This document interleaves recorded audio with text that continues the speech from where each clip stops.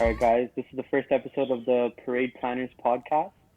So this is pretty much a podcast. We're going to talk about Leafs, everything Leafs, more, most importantly the Leafs. But we're also going to talk about other hockey news, and we might get into some other topics like other sports and that kind of stuff. So we're going to start off this first episode by introducing all of us. So I'll start with myself. My name is Balraj. I've been a Leafs fan as long as I can remember. I remember going to a Leafs game when I was very, very young and just falling in love with hockey and the Leafs. Ever since then, I grew up playing ice hockey, playing NHL, playing road hockey, just everything hockey. I love the Raptors and stuff too, but the Leafs will always be my number one team. So next, we'll introduce Harman. So you can go ahead. Hi, my name is Harman. Um, I've been a Leafs fan since 2005. Always loved the Leafs, always cheered for the Leafs. I played hockey growing up as well. I played both ball hockey and ice hockey. Um, I've also loved watching the Leafs on TV as well.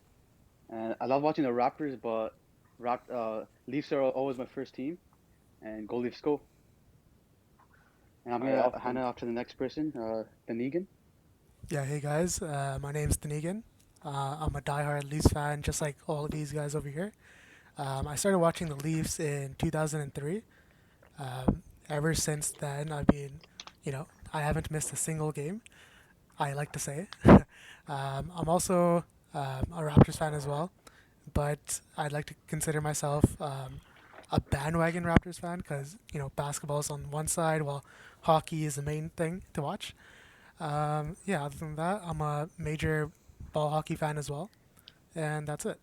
Next, All right. I think is Nadim. Yeah, hey guys, my name's Nadim.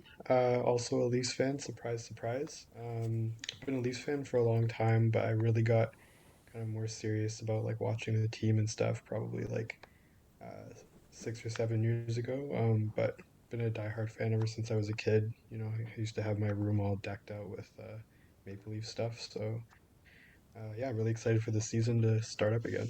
And who's up next? So it's me. My name's Jasper.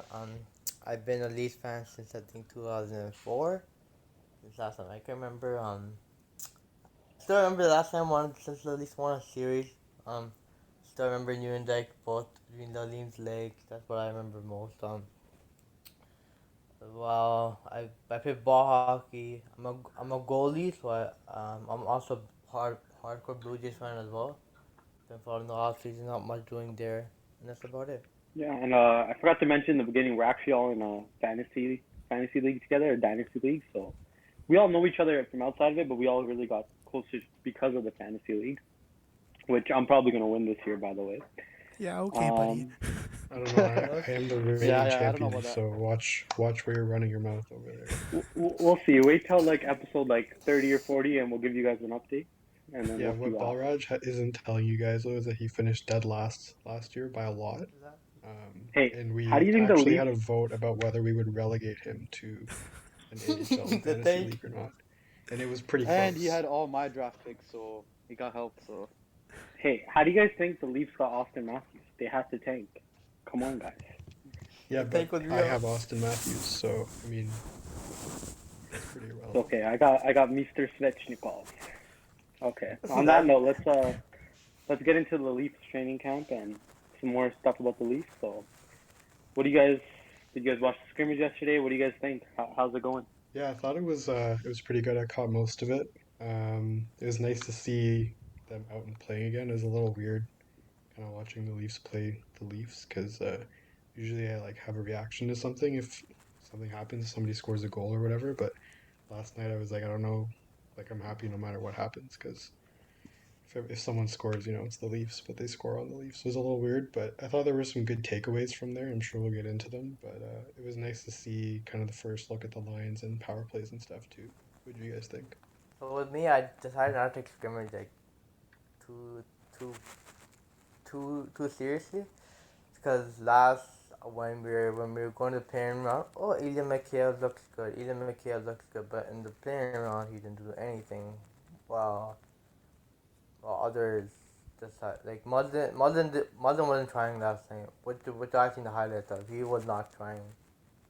I decided not to commit too seriously.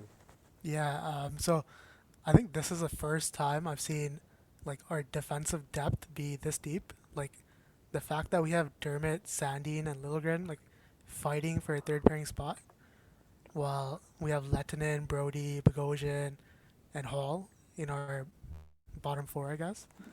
Or actually, Brody's on the top pairing, right? Yeah. Yeah, Yeah. Brody on top here, yes. Yeah, yeah. But Lettinen and Bogosian, they looked okay, I guess. Bogosian had some nice moves there. Pretty impressive. Man, I think All Bogosian though will shine in those like gritty games. You know what I mean? In this game, Yeah, he couldn't really show his grit because like he's not trying to go out and like injure Austin Matthews or whatever. Start But decking guys. yeah, did you guys see that? Did you guys see that Vancouver clip? I saw a clip from like a Vancouver scrimmage or something, and like two of their players got into like a full out fist fight Yeah, in the yeah, middle I of their saw that. scrimmage. It was Yeah. like Tyler Mott and Adam Gaudette or something. I think Mott like slew-footed him or something like that, and then they ended up fighting. Man, It's pretty Apparently, wild. okay. apparently Cody Cece hit Sidney Crosby. Yeah, I saw that. Guy knocked out Sidney Crosby. Oh man, yeah. Harmon, what did you think about the scrimmage? Yeah. Furthermore, adding to that, I think it went really well. Really like Robertson, especially his shot. I'm pretty sure all of you seen that. Yeah. Yeah, and I liked watching Chartier and Travis Boyd. I'm pretty sure that's how you pronounce their names. Yeah, they're really fast pace, really like gritty and like aggressive. I really like them as like depth forwards, and also like watching some of our defense that I haven't really seen like Mikko Lettinen, Bogosian and stuff. They did really well as well. I feel like Nick Patan should get another chance to crack the roster. I don't know. I feel like his potential is still there, and otherwise it went really well. I just wanted to talk about like seeing Matthews and Marner together again. Like you could tell that they're kind of building up some chemistry and stuff now. Like last season they had just started playing together and they were good together, but um, I saw like kind of flashes of like real chemistry there. Like they were kind of getting used to playing with each other. They knew where they were going to be, that kind of thing. So I think that's going to be exciting to see if they stay together for the whole season. Like what they can kind of get to in terms of level of playing with each other.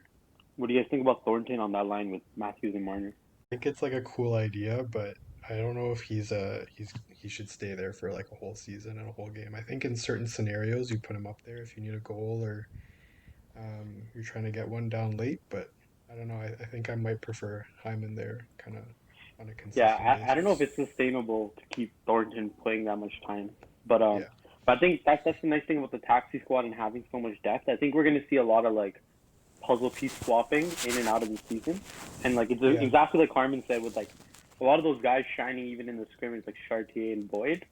hmm I think we're gonna have a lot of surprise players come and play for the Leafs and succeed, and it's gonna be nice because like it's gonna be Sheldon Keefe hosting this team from the very beginning, Yeah, right? So like he's gonna have the choice of who goes on the taxi squad, who comes in when there's Yeah. an injury, this and that, rather than taking it halfway through. And like as you guys can see, like last year we didn't really get a lot of acquisitions because I think Dubas and Keefe realized that the season was kind of lost already, right? yeah. I so think the going good thing back. is that like Dubas has built the team well considering the way the season's gonna go. Like we have a lot of, like you said, puzzle pieces that can move up and down the lineup and be called up whenever, wherever, which is going to be really good considering we might have guys going out for COVID or injuries or whatever. So going back to the Thornton. So what I think what Keith's trying to do is, um, you know how the Leafs have been like down in the down in the trenches of like penalty drawn and stuff like that. I think Thornton can like apply more pressure to the refs, but it's better than experience to get more penalty minutes, by power play minutes for the guys on the power play unit. Also, what I think Keith is trying to do, you know how Coleman, Yanni Gord, and Cirelli were I think it was the checking line. I think he's trying to make Hyman, Kerfoot, and McCabe that because they're all defensively responsible. That's what I think that's what I think he's trying to do. And plus, I think back in like, I I heard them doing a podcast, but they were saying that they were trying to push Hyman out of the top six so he can become more of a defensive reliable forward. So that's what I think they're trying to do. But we'll see what happens with the third line. But I really like what they're planning for a third line. More of a checking defensive checking line than anything else. I think for that to work for the third line, I like the checking line, but like Thornton and VC really have to show that they can, play up to the level of the other top two duos on those lines. Like Matthews and Marner are fast paced. Thornton needs to keep up, and VC Yeah. needs to keep up with Tavares and Nylander as well. Yeah, I'm down to BC be like proved wrong. I'm just not convinced that like Thornton can keep up with them for a whole season. And like yeah, we want Keefe to be playing Matthews and Marner like 20, 22 minutes a night. So I don't know if Thornton can keep up for like that much game time night in and night out in a condensed schedule. I think what they're trying to do is, but maybe pace Thornton on the pace Thornton minimize Thornton's 5 on 5 minutes so he can get more power play minutes inside. And I think switch Hyman to the first line and maybe have him take a couple of shifts on the first line as well. Yeah, I could see that something like that as well. That would make Yeah, sense. maybe And I mean, maybe it looks like Thornton's yeah. getting along well with Matthews and Marner. It looks like they're enjoying playing together and stuff. So I mean, Man, if Mendel's they're doing Sellies were well, so then nice. I know. Yeah, he's Like really seeing And that's taken Matthews, over that's for him. Marner, and Thornton, like they were so happy together. It Yeah, put a I mean, smile I on my love face. watching them play together. I'm If he pretty can sure. keep up for a whole season, like I'd love to see it. I'm pretty sure Marlowe is shedding a tear somewhere. Yo, I've been Yeah, thinking that Yeah, too. Like, imagine like Thornton. Okay, knock on wood. Obviously, let's say they somehow manage the impossible and win the Stanley Cup with Joe Thornton. See John Tavares pass the cup straight to Thornton. How bad would you feel for Patrick Marleau in that moment? Pretty yeah, pretty bad, to be bad. honest. yeah, I'm pretty bad. Feel bad for his kids too. Man, cause, those kids 'cause, love you. Thornton's Yeah, the go new ahead. team dad, right? Because Marlo left and stuff. So like, I think Yeah, it's like a big void to fill. Because like Thornton is the new, the new like big leader, and yeah, yeah, I feel like Thornton's not gonna be sustainable on that line like long term. But for now, I think I think he'll have a good time playing with the young guns, and I feel like yeah. yeah, I feel like he I mean, can what do you, still put up at least 30, 40 points. yeah, I For think let's so. say, Well, like yeah. in like an Yeah, 82 games, definitely. so I think he could put up like 20, 25 points in the 52 games, like no problem. Harmon, what do you Yeah. think about like, let's say like a couple of injuries and we end up putting Nick Robertson next to Thornton? What do you think, Harmon? Nick Robertson on the Matthews line. Nick Robertson with Joe Thornton on the third line. What Oh, do you think? yeah, I think that could be a good idea because it gives like Robertson like a role model to like go after, and like he can excel his game working with Thornton on that line. So like it'll be better like player development, not only like for like his skills but like also like as a player. Um, yeah, he could really like benefit from Thornton playing on the line. Who? Plus the playmaking of Thornton can make Robertson open up for more shots, right? And he can just keep him ripping that shot that he had yesterday. Dude, Open up like just more. imagine him just ripping those shots from out of nowhere from a Thornton pass from like across the ice. It's crazy. Yeah. So back to the BC Thornton and BC Tavares and Nita line. I think that could be a surprisingly good line because BC put up like 15, at least 15 goals with the Rangers, and the Rangers weren't all that good. Wow, with Buffalo he wasn't that good because it's Buffalo. But no one, this is basic. I'm not trying to diss Buffalo, but in the past couple of years, no one succeeded in Buffalo except Eichel. So we'll have to wait and see what BC can do on that line. Hopefully, it can be another power forward who can just get into the dirty areas, dig the puck out for Tavares and Nylander. Even though Tavares can dig the puck out himself, it'll be another good idea to have to BC come in and do the heavy lifting on that line too.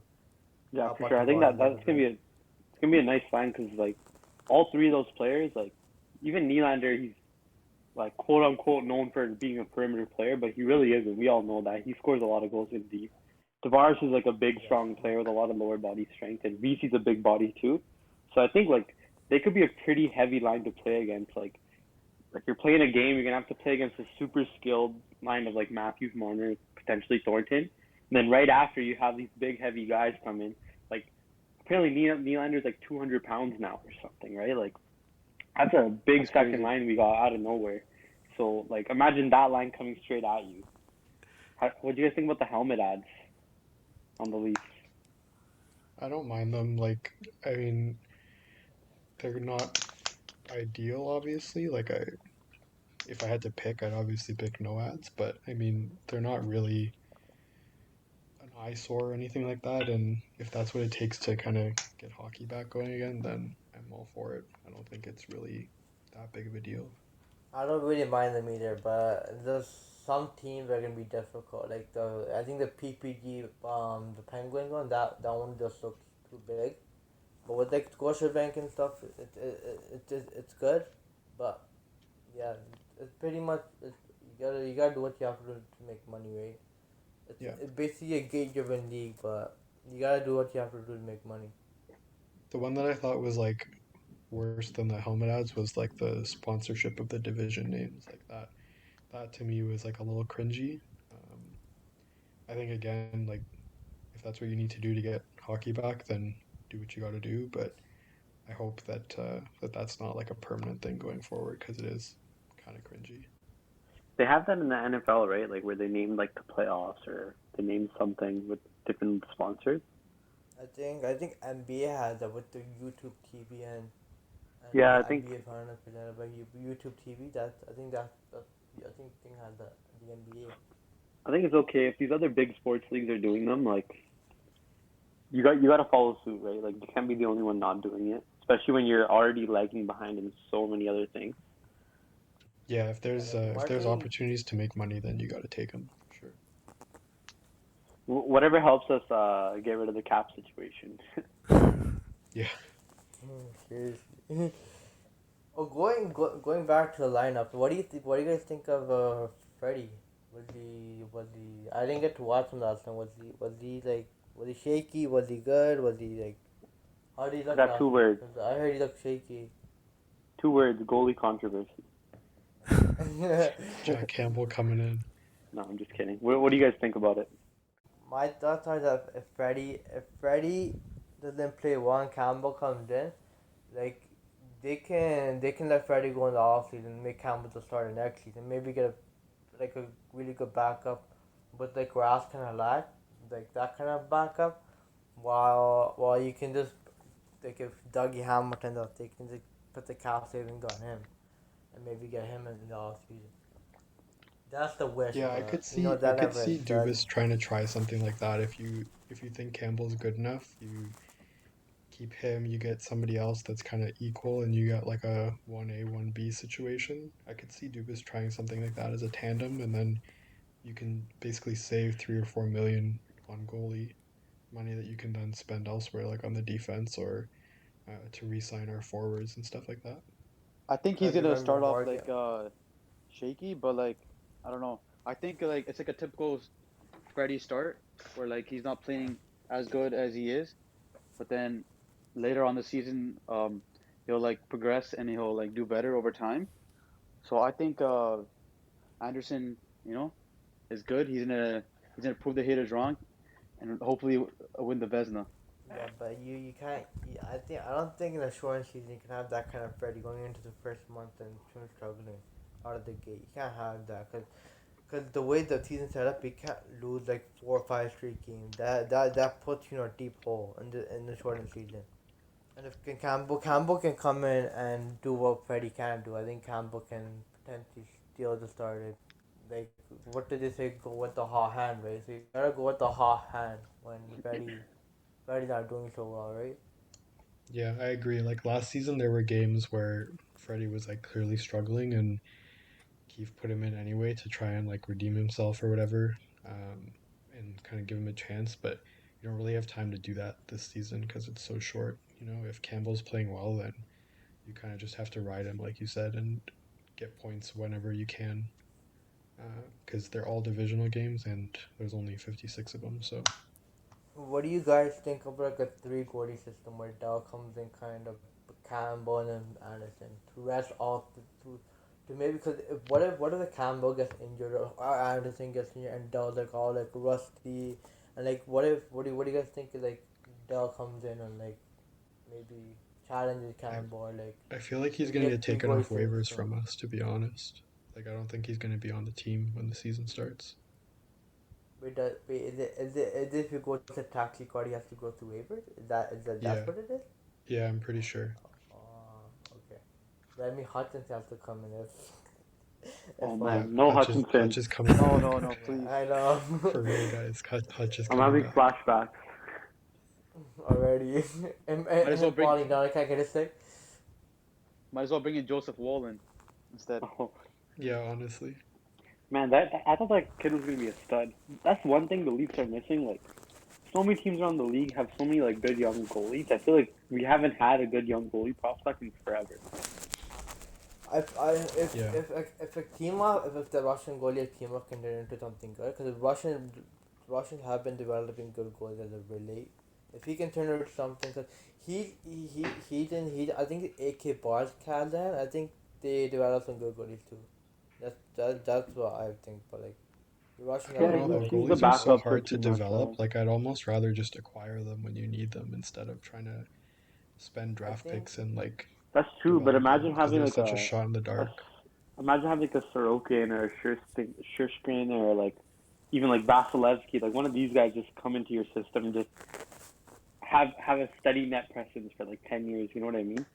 Yeah, no, it would definitely be nice. But it's such a crapshoot. Like, I think Washington got blessed because like with Holpe's contract, like there was no way you could pay him, and then you have Samsonov coming in and becoming a starter, so that came so clutch for Washington. it was like perfect timing for them. Yeah, Should have drafted Yeah, but Carter very, Hart when he very had the few chance. teams are able to actually like time it yeah, that's Yeah, true. well, you know? but yeah, like Carter Hart, like Harmon was saying, like I remember like I hearing some hype about him, and I'm like, oh, he's just another goalie prospect. Now this kid looks like he could be like future Vesna, Yeah. After Vesna after Vesna. What draft was he? I want to say 2 2016 years draft. ago. Oh, 2 years 4 ago? years ago. Yeah. Damn, that's crazy. Yeah. 2016. I think 4 years. Maybe one of our goalies will pop off like that. Hopefully. Hopefully. Can only Probably hope. not, but Yeah, hopefully. I'm hoping a Russian goalie does.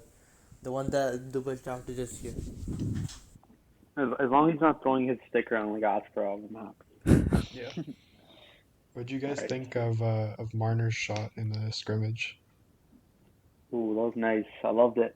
Like I remember when he was being drafted. Like I don't know about now, but remember when he was being drafted, he was being compared to like a Patrick Kane Light. Obviously now I don't see that. Like he's Mitch Marner. He's not Patrick Kane Light. Like he is Mitch Marner. But there is some similarities in his game to Patrick Kane, like the nice handles, like the smaller body, the skating, that kind of stuff. So if Patrick Kane can be a shooting threat as well, I don't see why Mitch Marner can't develop that into his game. Like he's already putting up 90 points with like 60, 70 assists, right? Like why can't he add another 10 goals to that total? I'm gonna say something opposite because I feel like Marner, as a good playmaker he is, he like it's good that he's developing like a shooting capability where like he can shoot the puck more. But I feel like he's taking away from like Matthews. And like what if Matthews doesn't reach 40 goals this season because of Marner? That's another point I wanted to add. Yeah, I see that. I mean, like, I think the main reason they want him to develop his shooting more is for the power play, because we saw it last year where like teams knew that all they had to do was block the pass to Matthews and our power play kind of fell off. So I think that's the main reason that they're trying to get him to shoot more. But I agree, like when you're going to be playing beside Matthews, you should basically almost always look to give him the puck if you have the chance to.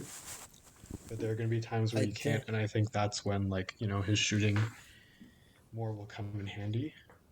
I think his shot looked pretty good last night. You can definitely tell it's stronger and faster. Just has to work on like the accuracy part of it.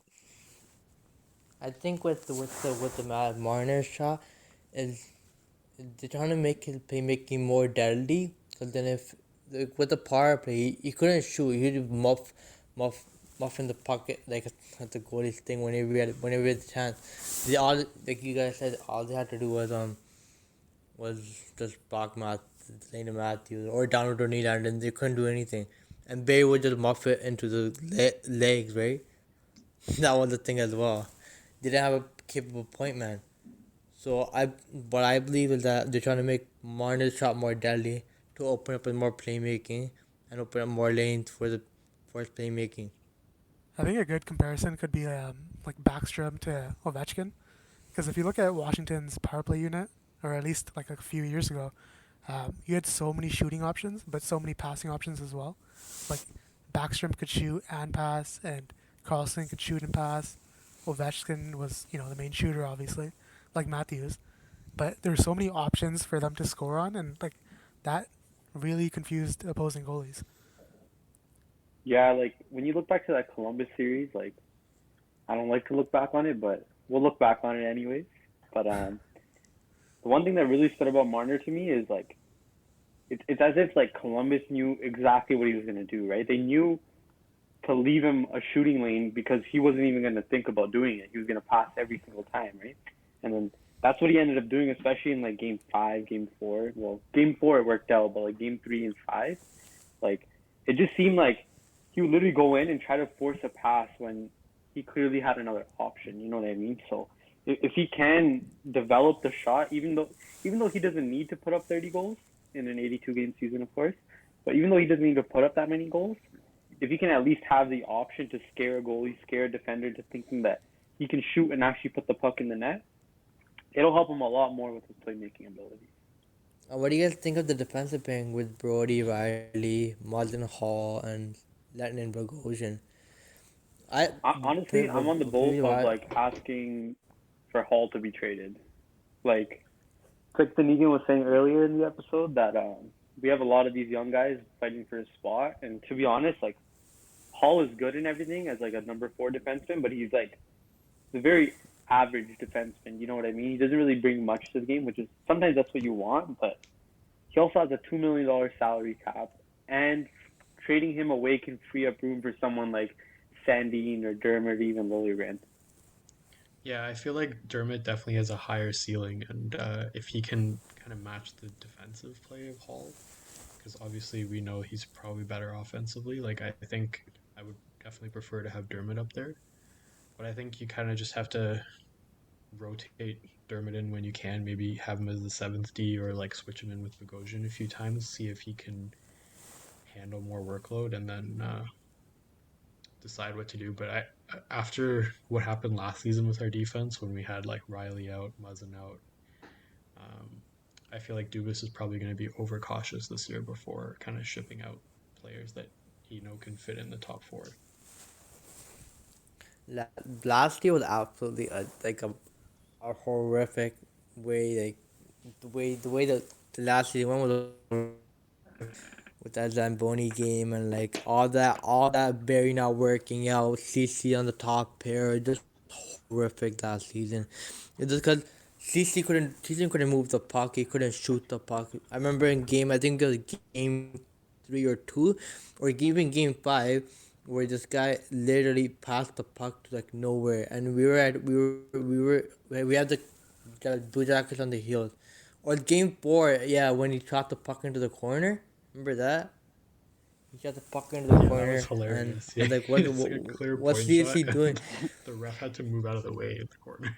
I was like, what are you doing? Like, I understand getting out of Dyson's contract, but you didn't have to qualify off him, or even offer him a contract. You just walked away from arbitration, and he would have been a free agent. I guess getting out of Dyson's contract was one of the biggest problems that we had, and he got rid of it, and that was good on him, because no way we were gonna be able to get his contract, rid of his contract this season. So guys, I just saw some news. Apparently, the Canucks had to cancel their practice because of COVID. Oh God, Oh no, it's starting. it's already starting. Oh man, this is Four. gonna I think be. I think Chris Johnson just. I think Chris Johnson just tweeted. I think it's 4 teams the last 3 days have to cancel practice due to COVID protocols. I think it's the To be honest, Dallas Stars, the Columbus yeah. Blue Jackets, and the Vancouver Canucks. I think To the be honest, it cancel was practice. inevitable though, right? Like if you look at all the other leagues, like the MLB, NFL, NBA, they all had cases this season, like when they ran it. I think it's just a matter of containing it the proper way. Like you're not going to be able to avoid not getting these guys cases when you're not doing a bubble like you did for the playoffs last year. Because right now they're not in a complete bubble. They're still able to go out in the public, right? You know there's going to be some positive cases at some point, Yeah. since they're not in a bubble. So it's just a matter of like being able to contain them and then also being able to work the schedule to make sure that you can still get a full season by the end of it. Yeah, for sure. All right. So we're gonna move on to a new segment now. We're gonna move on to some predictions.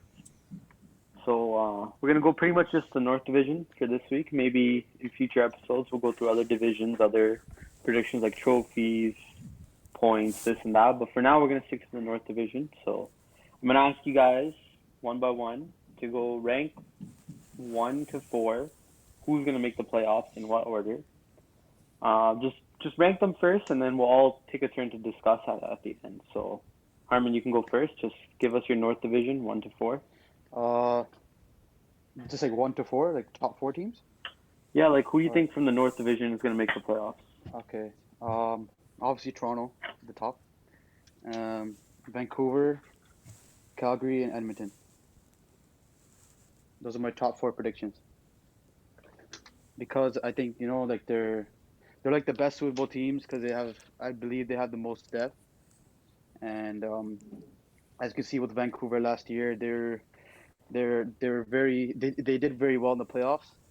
And with Pedersen, Besser, Quinn Hughes, I feel like they can make a really big impact. And also the Leafs, like they added more more defense options. I feel like they could make a really big impact. And yeah, I feel like Edmonton, obviously with Connor McDavid, Draisaitl stuff, they're obviously going to be in the playoffs as well. And Calgary, I don't know, Calgary's kind of tough one because like they haven't been really good, but then they also have been good, so they've been in the middle. So I think they're just barely gonna make it. And yeah, and that's my predictions for the North Division. Awesome. Taniki, you want to go next?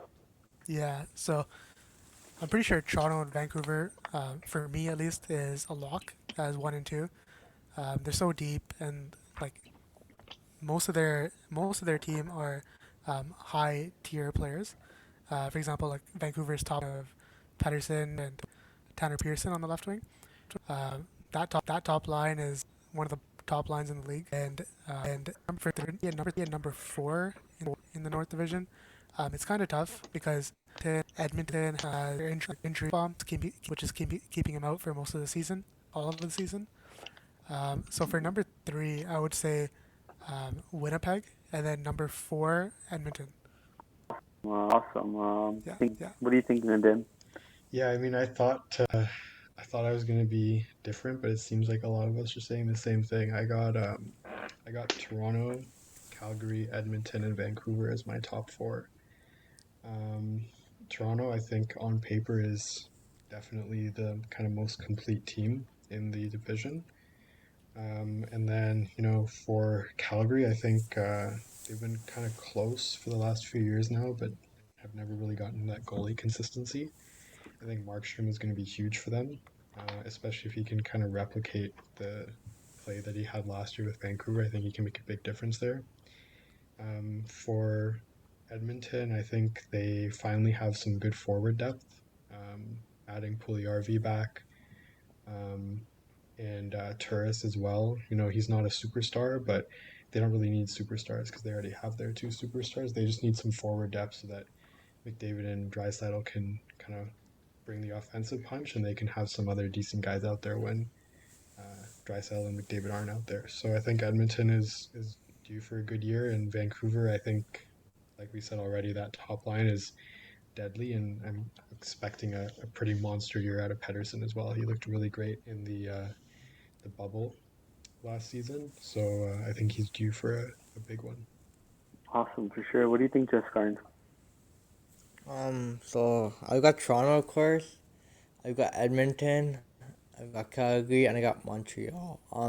Montreal, just because they added a lot of pieces. Joe Edmondson on the blue line. They added Tyler Toffoli. If Nick Suzuki, Jesper Kotkaniemi can step up, then I feel like they can do well. They also got Josh Anderson. If he can stay healthy, then that's a problem for like the Leafs and the rest of the division, because he's a big willing forward who can score. Maybe another Tom Wilson, hopefully not, but we'll have to see. Toronto, of course, they got better on paper with Brody, with all the depth pieces, VC, Thornton, Barabanov, and all those. Edmonton, they've got, of course, the two. Well, people say the two best center, but I disagree. In the North Division with Leon Draisaitl and Connor McDavid, they can carry a team, but but the thing I have a problem with them is their goaltending. They don't have like a good goalie. Koskinen, he can be a good goalie at times, bit of an inconsistent goalie. So we'll have to wait and see about that. Mike Smith is just all over the place half the time. He likes to play the puck. Defenders get confused with him, so we'll have to wait and see on him. With Calgary, they made some big addition, especially with Markstrom. They haven't had a good goalie in a while. I think the last good goalie had was Mika Kiprusoff, if I'm pretty right. Dave Riddick's been a little bit inconsistent as well, a bit of a hot streak and cold streak going back to, and that Mike Smith too back in the day. So we'll have to wait and see. I like Winnipeg as well with Connor Hellebuck. I think he can carry them to the playoffs. But Patrick Laine is more. He might be dragging on the locker room a bit with the trade request there. Sounds good. So I'll give you guys mine now. So of course, I think Toronto Maple Leafs are going to be number one in the division. I don't think it's really a question. It's the best Leafs team like I've probably seen in my whole life. So much depth, so much options. Our defense is better than it's ever been. Like even looking at it, like we legitimately have like 7 or 8 solid defenders versus previous years where we'd only have like 3 or 4 good defenders. So Leafs for sure. I think the second team is definitely going to be Edmonton. I think Edmonton's going to put on a clinic this year. I think Connor McDavid, being the best player in the world, the best player since Sidney Crosby, is not just going to sit down and let what happened last year happen again. I think he's going to really take the team on his shoulders. I think he's going to make them do really well.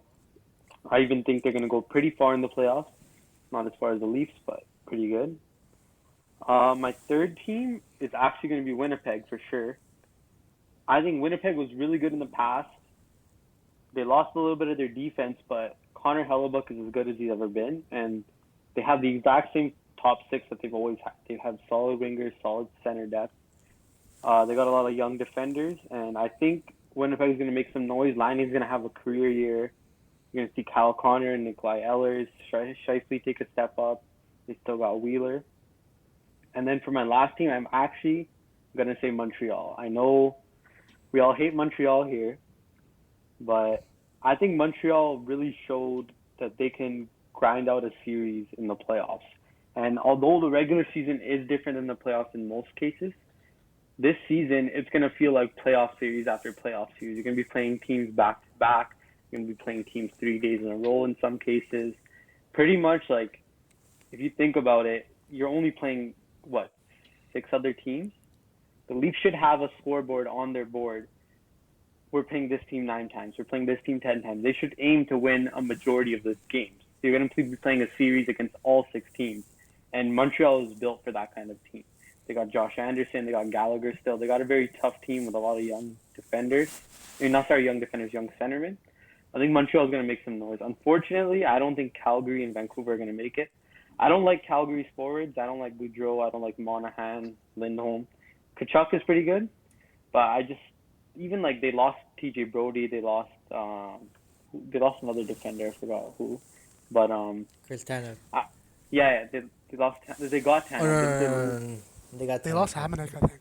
Yeah, they lost Hamnick, Hamonic. Hamnick. Although they got Markstrom, I don't think Calgary is a team that will make the playoffs. And Vancouver, Honestly, I didn't believe in them last year. They proved me wrong, but I don't think they can do it again. There's a lot of tough teams in this division. I just don't see Vancouver doing it. And then of course Ottawa's With going to that, be last. We all know that. with but with me, why I put Vancouver out of the playoffs just because lost a lot of pieces in the off. They lost Tana, they lost Toffoli, they lost Josh Levo, they lost all these types of people, that types of players that they need. So that's why I had them out of the playoffs. But just because they lost a lot of guys in the off season.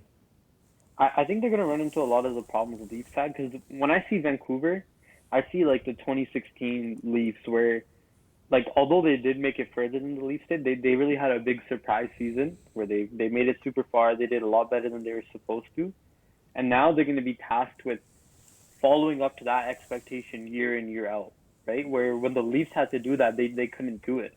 They kept disappointing. And I think Vancouver has a very young core, and they're gonna have the same sort of problems the Leafs ran into the last 2 or 3 years. So I think it's gonna be a disappointing year for them.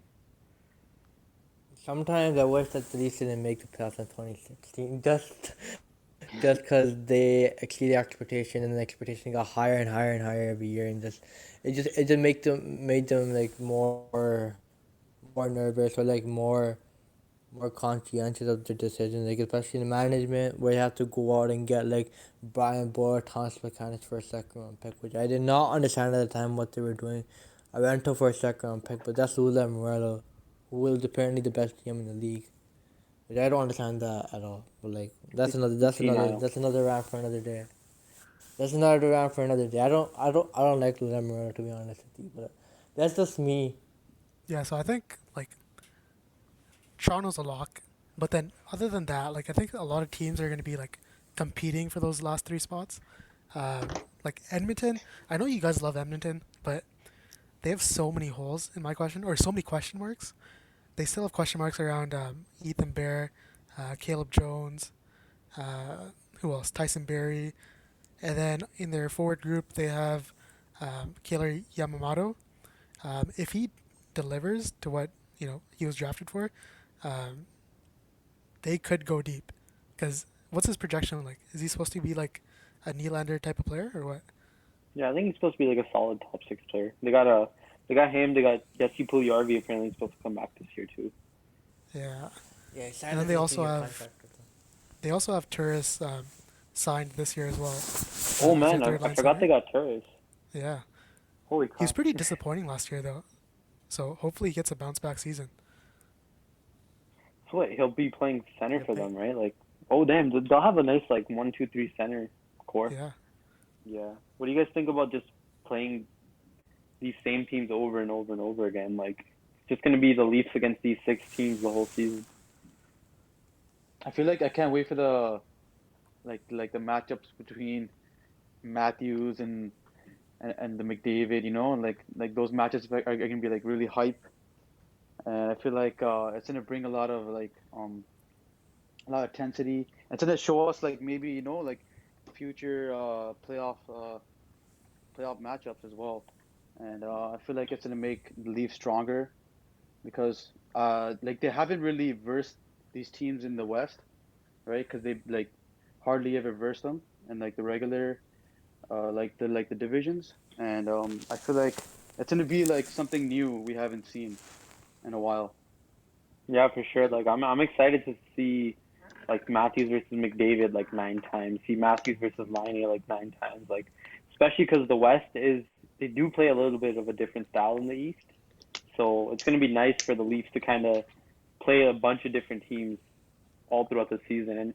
And to be honest, in my opinion, I think the North Division is the most competitive division. You have like 6 out of 7 of the teams fighting for a playoff spot, right? Like there's only one team in our division that is a lock to not make the playoffs. Versus when you look at a lot of the other divisions, there's at least 2 or 3 teams that will have a high chance of not making it. We'll just move on to some other news then. What do you guys thinking about Pierre Luc Dubois demanding a trade? I heard saw something about how apparently his uncle or is it his dad or his uncle is like part of the Winnipeg organization, I think it's his dad. His lining dad is for part of the Pierre Luc Winnipeg. Dubois. I think. Oh, that would be one of the worst trades for Winnipeg. 'Cause, I mean, not for Winnipeg, for Columbus. Because I think Patrick Garner would like Tortorella in the air constantly. I don't think he'll be even in power play time. Because remember, he doesn't like people. He doesn't like forwards who don't like defensive. Sorry, defensively responsible forwards. He only likes those. I remember when Duclair was on his team, he didn't like him because he wasn't defensively responsible. So I wouldn't. Like for me. I wouldn't like Orlando to go to Columbus just because of that reason only. Thought I wouldn't play him a lot. If pure Luc Dubois leaves Columbus, I think management seriously has to do something about um, the head coach. Like Tortorella, like he's a good coach, and like his ways do work. I think, but Yeah, we he's saw been that last driving year. away stars. Like first it was Panarin, and then Bobrovsky, and then Duclair, and then who else? Right? Yeah, that's like 3 straight seasons. From what I read, it's because of negotiation. The Kekalainen didn't do a good because he's hard on RFA. Like he's really hard on RFA. Like he didn't like it's not like Barzal where he signed him to like a 3 year $7 million AAV. It's I think he was fighting with like Dubois on a good AAV, and that's why I think he wants to do on a trade. And also I read is because he wants to play in a bigger market too, to more to get Mm. more I don't want cap to and shoot stuff like that. Columbus, but like, who really wants to play in Columbus, right? Like, Yeah, yeah, me too. I was thinking that too. Like, who really wants to play in Columbus? there's especially him being like a Canadian boy. Like, he knows what it's like to live in a place that lives and breathes hockey, right? Like, he knows what it's like to be. I think he's from like Quebec, right? Pierre-Luc Dubois. Correct me if I'm wrong, I'm pretty but sure. he knows what it's like to have diehard fans for a team. So why, as that, would you want to play for Columbus when there's probably so many people that live in Columbus that don't even know there's a hockey team there? Yeah, that is true. I remember when Dubois got drafted. Everyone was like, "What? Why did he get drafted?" Remember Jesse Puljujarvi was supposed to be the third pick. I Yeah. just remember that moment where I Oh was like, yeah, yeah, "What? Why did Oh, Dubois get Tanigan drafted?" Harmon, were we watching that draft together? Yeah, we yeah, were yeah. We Boston were. Pizza, right? Yeah, we Yeah. have Boston Pizza. We're like expecting Pugliarvi to get drafted. Dubois, we're like, oh my god, they're so stupid. What do they do? That was a Everyone, terrible take. I think everyone thought that. Man, jokes on us. Dubois is legit, man. Like, I didn't think he was legit, but watching him last year, like, he's a horse on the ice. Like, he plays like amazing. I didn't. He's honestly Yeah. the type of player every team needs. When the Leafs were versing them in the bubble at Columbus, I obviously hated him because Of course. he just like he just kept scoring goals and like he's just like such a aggressive, and He's very annoying like too. a skilled player that like you said, every team needs that. I feel like Montreal should push, like the trade talks because I feel like he's a Canadian boy maybe, and like he's from Montreal, pretty sure Quebec, and I think they should bring him home as well. I feel like New York Rangers, if he goes to New York Rangers, that's gonna be a very good team. But like I'm pretty sure they're gonna have to pay a hefty price. Might give up like Capo or something, or like somebody else, maybe a first round pick included in that package. Um, yeah, I feel like I drafted him as well in my fantasy in our fantasy league. So like I hope he does good. But yeah. Now I hope he doesn't do good.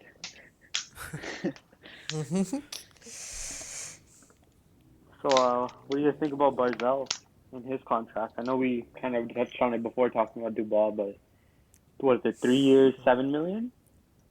Yeah, 3 years, 7 million.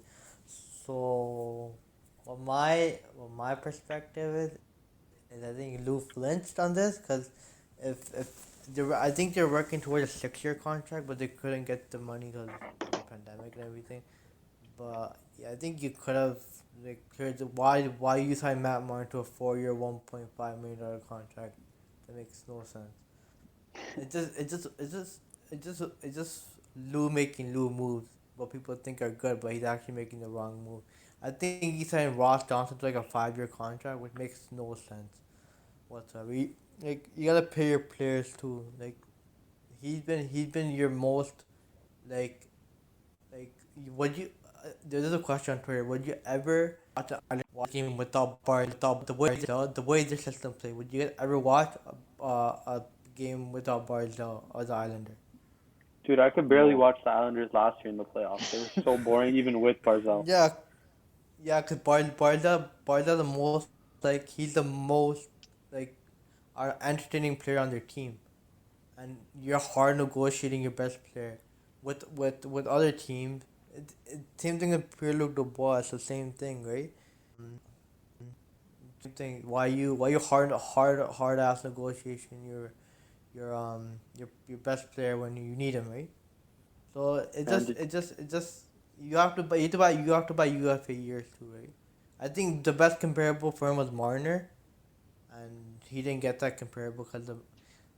I imagine like this. What if Marner's negotiation was this year? It would have been way different. I think he would have got signed to 8 or 9 million AAP instead of like a 10.8 whatever he's getting right now. It would have been way different than whatever he has right now.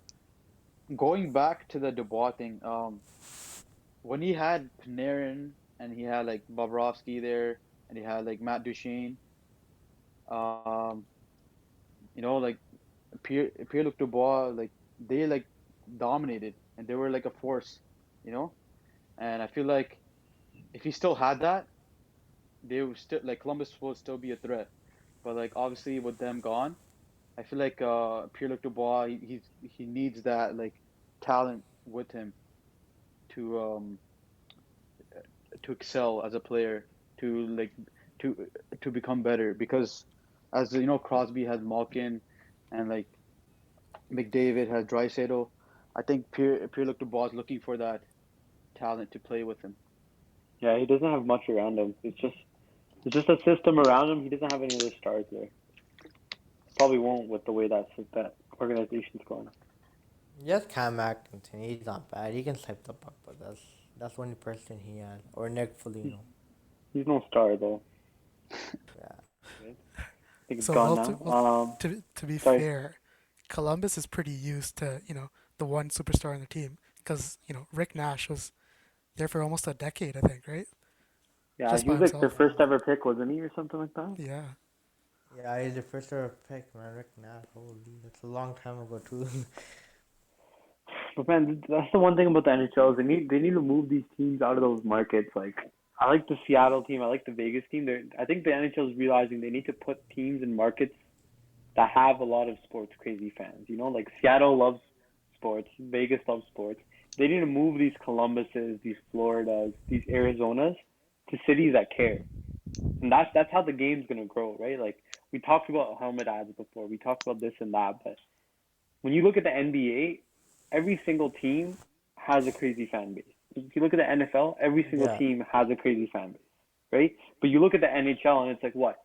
20 out of 30 of the teams have fan bases that care. Like, what's the point of that point? I don't know, man. Hopefully, it gets better sooner or later. So, What about anyways, the yeah, go Coyotes? ahead. Weren't they like at one point like trying to like sell their tickets at like $10 a piece or something? I heard they were They bankrupt had at one barely had point any. too. Pardon? So they were bankrupt too. Yeah. Wasn't like Gretzky the owner or something? No, Gretzky was a coach at one point. The coach. Oh. Oh, okay. And then you met what was the Arizona's GM before? What was his John name? I Chaika? forgot. John Yeah, Yeah, Chaika. Chika. yeah. Nadim, you met him, right? Yeah, he's a pretty cool guy. We were running a sports conference back when I was at Western, and he was helping us kind of organize everything. He gave us a lot of nice contacts of people to reach out to. We actually had Dubas come and speak there the first year as well. So yeah, it was pretty cool. And he's a cool Oh, guy. Not 100% sure what he's up to now since leaving Arizona, um, but hopefully he's doing good. I think he's the New Jersey Devils organization now. Yeah, that's If what I I'm not heard as wrong. well. I'm not 100% sure like what his new role is, um, because he's not the GM, obviously. So, um, but he must be doing something pretty good for him to have left Arizona in the GM spot. How Dubas? Yeah. I didn't personally talk to him, but he was pretty cool. The way we got to him was somebody that was working with us in the conference knew Lawrence Gilman, who was who's the Marlies GM, and then he kind of put us in touch with Dubas, and Dubas agreed to come down and speak the first night of the conference. So he drove down, like I guess after work, got there like right at like 7 or 7:30, spoke for about an hour or so, and then like drove right back to Toronto because I think the Leafs were playing the next day. So Crazy. yeah, it was pretty cool, pretty nice of him to give his time and come out, especially because he did it all in like one night. Okay, so I think we'll wrap up with just two more quick news pieces. Keep it short. So Corey Crawford retired recently. It's pretty surprising. Apparently, Patrick Kane and Taves are saying he was still playing at a high level, and of course, this news came out a little bit before, like Chara going to the Capitals. So, we're going to give you quick thoughts on this, and then we'll wrap it up. It's sad, but you know, gotta put your health first, and I hope he's doing okay. But it's gonna be weird and kind of sad to start seeing like all these superstars that kind of we were watching while we were growing up start to retire and kind of age out of the league as more young people start to come in. With Crawford, I felt like he was underappreciated when they went on the runs. Like the starting goaltender, like Keith, Taves, Kane, Seabrook, and all of them were greatly appreciated. But I think Crawford was a bit underappreciated. Hopefully he's healthy. He can. I remember he left for personal reasons, but after he just retired, hopefully he's doing well. Hopefully he has a nice retirement. He got 3 rings. Uh, Sucks to leave early because of your health and stuff, but he had a good season. Like he'll probably be in the Hall of Fame. He's a goalie for a dynasty team. He had an amazing season. I'm glad for him. Man, what do you guys think about Chara though? I still can't believe he's gonna be a Washington Capital. That's gonna be so Yeah, weird to see. I thought he was gonna Yeah, retire I a can't believe Bruins. the Bruins didn't bring him back. Man, they lost two of their like top defenders this year. I don't know what they're gonna do. Now I wish we played them in the playoffs. Yeah, right? Facts. All right, so if you guys have any more thoughts, just quickly about the Leafs in Montreal on Wednesday, because we'll probably do our next episode in about a week or so, like give or take. So Leafs will have played a couple games before then. Do you guys have any quick notes you guys want to wrap up on? Uh, I'm excited to watch Montreal and Toronto play, especially because like Montreal has some young guns now, and Toronto has some young guns. So it's gonna be like a clash of young versus veteran presence, and excited to watch it. Hockey's back. Go Leafs, go! There we go, man. I'm so excited too. All right, I think we'll wrap it up here. So it was nice talking to you guys. This is the first episode of Parade Planners. We'll be back in about a week or so. Thanks for listening, everyone.